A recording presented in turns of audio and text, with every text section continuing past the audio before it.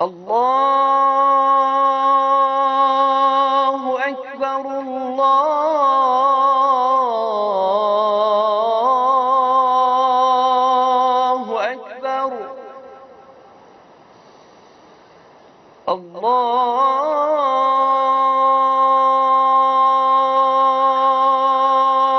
اکبر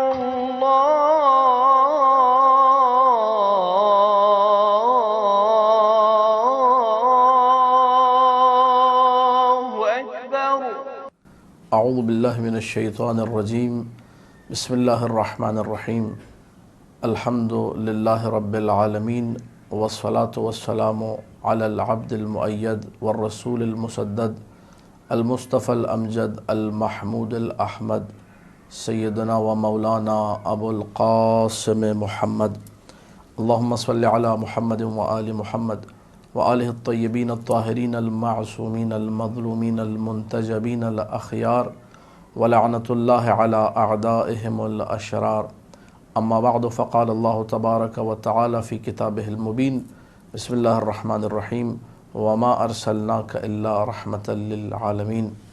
ناظرین گرامی قدر، خداوند متعال نے جس ہستی کو 17 ربیع الاول عام الفیل والے دن بھیجا، اس ہستی کو ان معجزات کے ساتھ بھیجا کہ جو معجزات ایسے تھے کہ آج تک کتب میں ان معجزات کا جب ذکر ہوتا ہے تو عقل انسانی حیران و پریشان رہ جاتی ہے۔ معجزات نبی، جہاں قرآن معجزہ ہے، ساری کائنات اگر مل جائے تو اس قرآن کا جواب نہیں لا سکتی۔ نبی کی پیدائش کے جو معجزے ہیں آج تک اس کے آثار موجود ہے، طاق کسرا پر آج تک وہ آثار پائے جاتے ہیں۔ اس کے بارے میں یہ کہا جاتا ہے کہ نبی کے اس دنیا میں آنے پر اس کی یہ حالت ہوئی تھی۔ دنیا بھر میں ہزاروں سال سے جو آتش قدِ روشن تھے وہ خاموش ہو گئے، بڑے بڑے بادشاہوں کی زبانوں کو تالے لگ گئے، وہ گونگ رہے، وقت ولادت کچھ بول نہیں سکے، اور دیگر وہ عجیب و غریب آثار جو اللہ کے رسول سے نمودار ہوئے اور نمایاں ہوئے۔ میں آج کے اس مختصر سے کلپ میں فقط وہ معجزات ذکر کروں گا کہ جن کا تعلق میرے نبی کے بدن اطہر سے ہے۔ توجہ فرمائیے گا کہ اگر یہ جملہ کہا جائے کہ نبی کے جسم کا ہر حصہ معجز نما ہے تو غلط نہیں ہے۔ ہر حصہ، بال ہو یا کھال ہو، سر ہو یا دھڑ ہو، ہاتھ ہو یا پیر ہو، ہر حصہ جو ہے معجز نما ہے۔ سر کو اگر ہم لوگ دیکھیں، سر سے بات کو شروع کرتے ہیں، تو نبی کے سروں پر جو بال ہیں ان کا معجزہ یہ ہے کہ وہ کبھی آگ میں جل نہیں سکتے۔ معصومین کے پاس جب یہ دعویٰ لایا گیا کہ کوئی شخص یہ کہہ رہا ہے کہ ہمارے پاس اللہ کے رسول کے بال ہیں، تو فوراً آگ منگوائی گئی اور آگ میں ڈال کر چیک کیا گیا۔ اس میں سے کچھ بال جل گئے، کہا یہ نبی کے نہیں ہیں، اور جو نہیں جلے کہا ہاں یہ بال نبی کے ہیں۔ یہ نبی کے بالوں کا معجزہ ہے۔ نبی کی پیشانی کا معجزہ یہ ہے کہ رات کی تاریکی میں جب گھٹا ٹوپ اندھیرا ہوتا تھا، جب ہاتھ سجھائی نہ دے، ایسے میں نبی کی پیشانی سے وہ نور ساطع ہوتا تھا کہ جو اس تاریک رات میں ایک چراغ کا کام کرتا تھا۔ نبی کی آنکھوں کا معجزہ یہ تھا کہ جس طریقے سے یہ آنکھیں آگے دیکھتی تھی بالکل ویسے ہی پیچھے بھی دیکھتی تھی۔ نبی کے کانوں کا معجزہ یہ تھا کہ جس طریقے سے حالت بیداری میں یہ کان سنتے تھے بالکل ویسے ہی حالت خواب میں، نیند کے وقت، سوتے وقت بھی کان ویسے ہی سنا کرتے تھے۔ نبی کی زبان کا معجزہ یہ تھا کہ اس زبان سے اگر کسی کو کہہ دیا من انا، اب چاہے وہ جانور ہو، چاہے وہ چرند ہو، چاہے وہ پرند ہو، چاہے وہ جمادات میں سے کیوں نہ ہو، پتھر ہی کیوں نہ ہو، کائنات کے ذرے ذرے سے آواز آتی تھی انت رسول اللہ، آپ اللہ کے رسول ہیں۔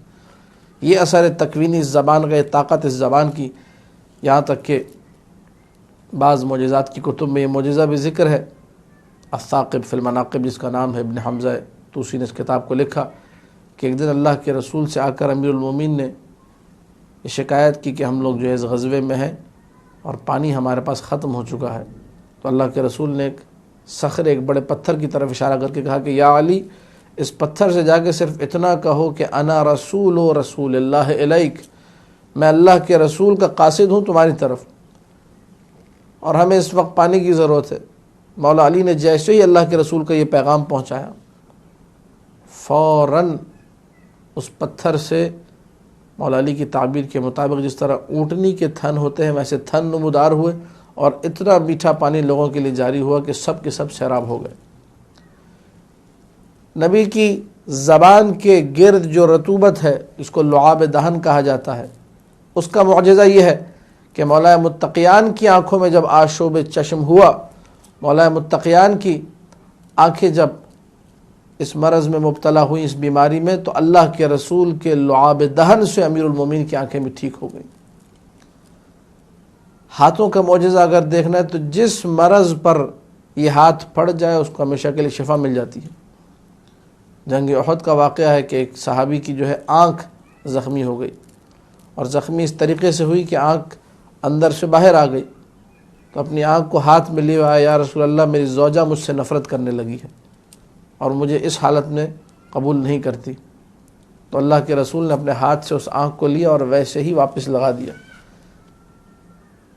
یہ آنکھ جب دوبارہ دست نبی پر آنے کے بعد اپنے مقام پر گئی ہے تو اتنی حسین ہو گئی، اتنی خوبصورت ہو گئی کہ لوگ اس کی آنکھ کو دیکھنے کے لیے مختلف مقامات سے آیا کرتے تھے۔ ایک آنکھ اس کی عادی تھی جیسے پہلے تھی، لیکن یہ آنکھ جس پر نبی کا ہاتھ پڑا تھا یہ اتنی حسین، اتنی خوبصورت، اتنی پیاری ہو چکی تھی کہ لوگ دیکھنے آیا کرتے تھے۔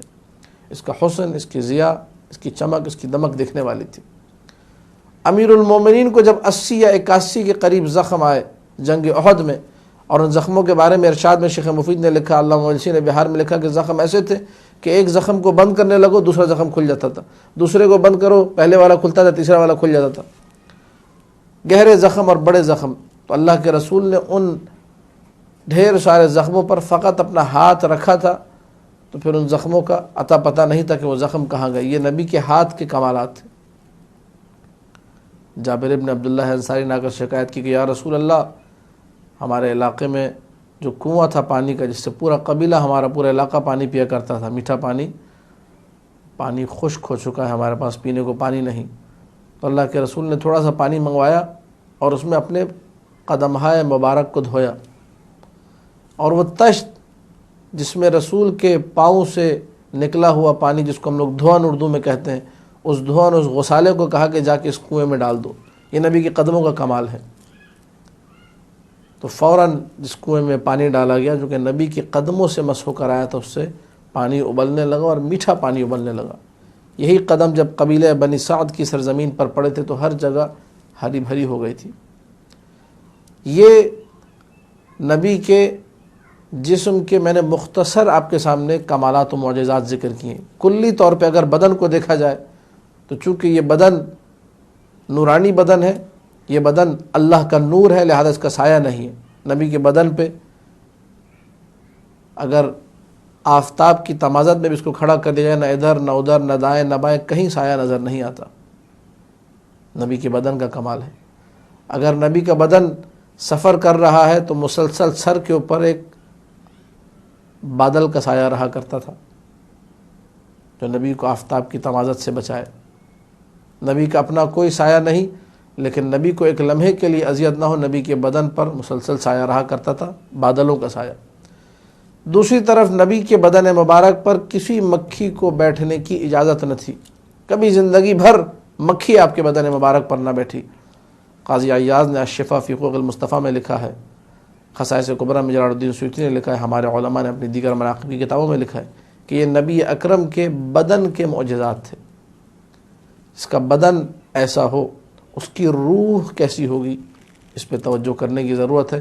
اگرچہ ہم سب کے ادراک سے باہر ہے، لیکن اس کی روح اتنی لطافت رکھتی ہے، اس کی روح اتنا کمال رکھتی ہے کہ آج تک ہمارے لیے، ہم لوگ بدن سے محروم ہوئے لیکن اس کے روح کا جو فیضان ہے وہ آج تک جاری ہے۔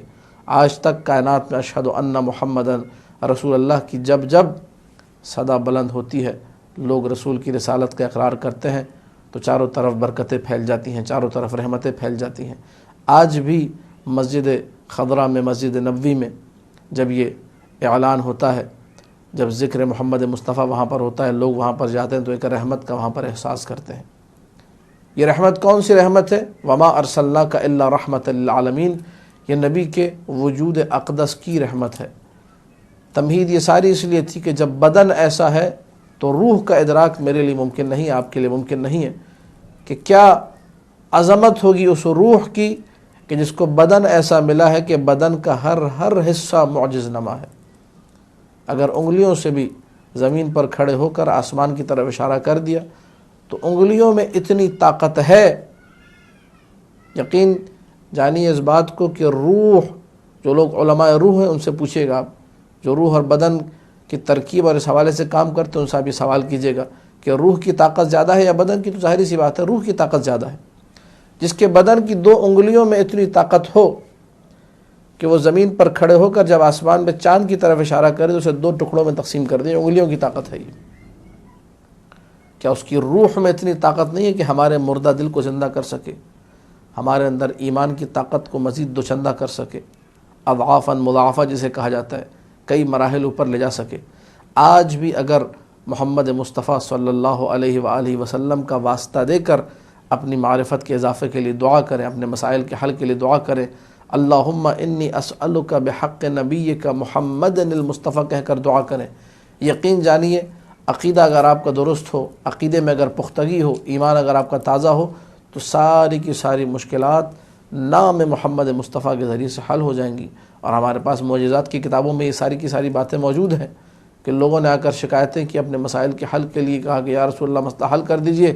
اللہ کے رسول نے جہاں مسئلے لوگوں کے مختلف طریقوں سے حل کیے وہاں ایک طریقہ یہ بتایا، کہا کہ جاؤ اچھے طریقے سے وضو کرو، مصلی بچھاؤ، 2 رکعت نماز رب کی بارگاہ میں ادا کرو۔ جب 2 رکعت نماز ادا کر دی، نماز کے بعد ہاتھ اٹھا کر کہو اللہم انی اسألک بحق عبدک و نبیک محمد المصطفیٰ انی اتوجہ الیک بنبیک، بار اللہ میں نبی کو وسیلہ لے کر آیا ہوں، اس نبی کا واسطہ اس نبی کے صدقے میں مجھے دے دے۔